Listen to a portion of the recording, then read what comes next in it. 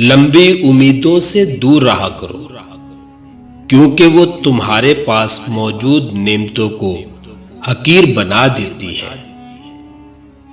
खलूस और इज्जत बहुत नायाब तोहफे हैं, इसलिए हर किसी से इनकी उम्मीद ना रखो, क्योंकि बहुत कम लोग दिल के अमीर होते हैं। जब किसी की बहुत सी अच्छाइयां छोड़कर एक बुराई पर ताना मारो, तो अगली दफा उससे एक अच्छाई की भी उम्मीद ना रखना।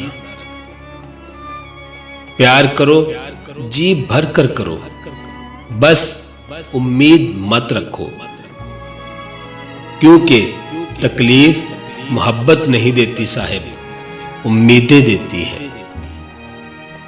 कभी किसी से कोई उम्मीद ना रखो, एक दिन उसी उम्मीद के साथ खुद भी टूट जाओगे। उम्मीद कम रखो और मायूसी कम मिलेगी, क्योंकि इंसान दुख नहीं देता, इंसानों से वाबस्ता उम्मीदें दुख देती हैं। आखिरत एक उम्मीद है अच्छे काम करने वालों के लिए, और एक डर है बुरे काम करने वालों के लिए।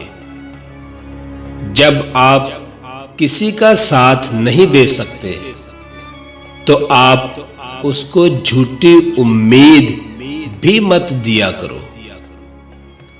उम्मीद आधी जिंदगी है और मायूसी आधी मौत है।